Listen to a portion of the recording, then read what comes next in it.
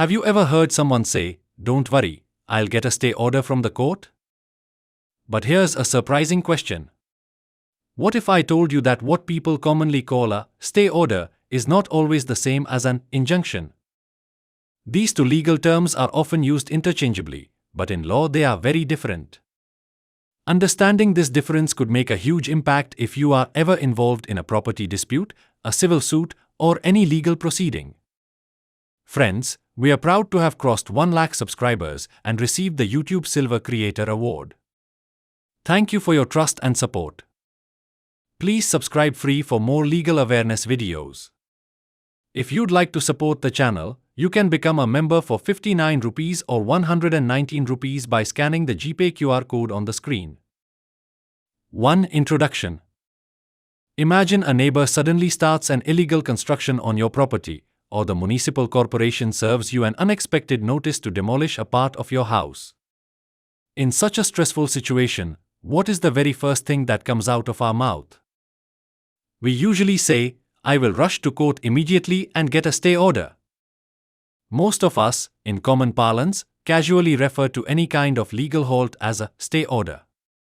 But did you know that in the legal playbook, there is another incredibly powerful and far-reaching remedy called an injunction? People often confuse these two concepts because their ultimate objective is similar: to prevent an action from taking place or continuing. However, their legal scope, the principles governing them, and their practical application are quite different. In today's video, we will clearly understand the difference between a stay order and an injunction in very simple language with practical examples from civil law. Whether you are a law student, a litigant, or simply someone who wishes to understand the law better, this video will help you understand these two important legal remedies. Please note that the expressions stay order and injunction are often used interchangeably in everyday conversation. However, in law, they have distinct meanings and are governed by different legal principles. In this video, we are explaining these concepts from the perspective of civil law in a simplified manner for educational purposes. The exact remedy available in any case depends upon the facts and the applicable law. 2. Understanding stay order. Let us first understand what a stay order actually means. Simply put, a stay order means the temporary suspension of the operation, execution, or continuation of a judicial, quasi-judicial, or administrative order or proceeding.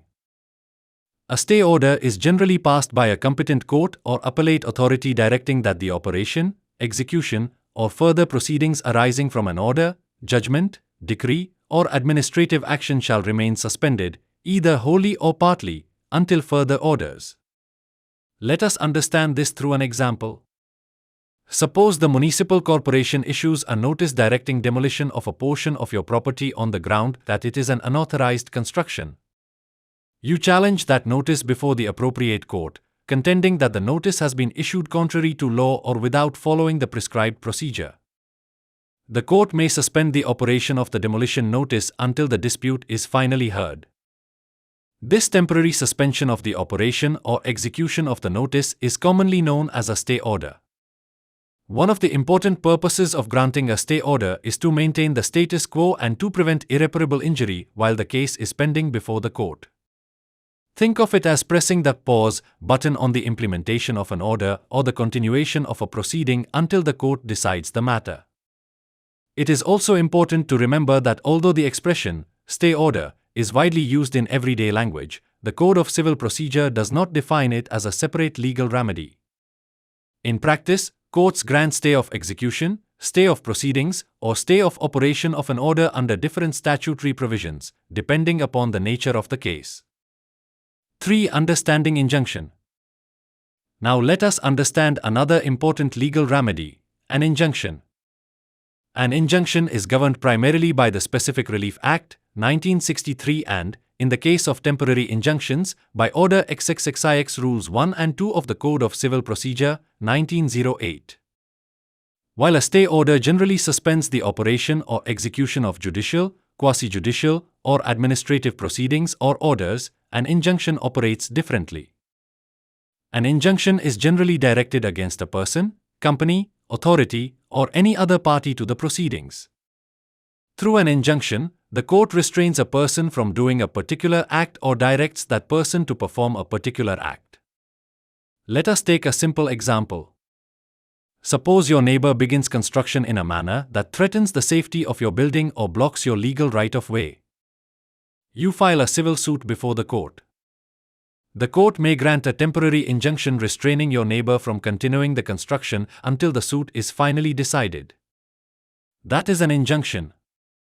There is another important point. Many people believe that an injunction only stops someone from doing something. That is only partly correct. When the court restrains a person from doing an act, it is called a prohibitory injunction. However, the court may also direct a person to perform a particular act. This is called a mandatory injunction. For example, the court may direct a person to remove or demolish an illegal structure that unlawfully interferes with another person's legal rights. The fundamental purpose of an injunction is to protect legal and civil rights and to prevent their violation. 4 key differences.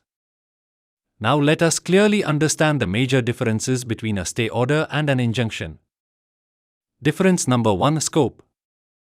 A stay order generally operates against the execution or continuation of judicial, quasi-judicial, or administrative proceedings or orders.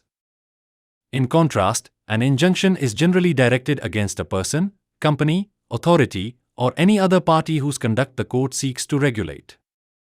Difference number 2: Nature of operation. A stay order suspends the operation, execution, or further proceedings relating to an order or proceeding.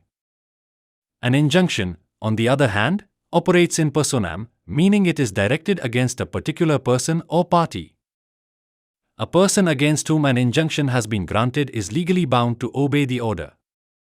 Willful disobedience of an injunction may amount to civil contempt under the Contempt of Courts Act, 1971, and may also attract the consequences provided under Order XXXIX Rule 2 of the Code of Civil Procedure, depending upon the facts of the case. Difference number 3: Duration. A stay order is ordinarily an interim or interlocutory relief. It generally remains in force until further orders or until the final disposal of the matter, depending upon the court's directions. An injunction may also begin as a temporary injunction during the pendency of the suit.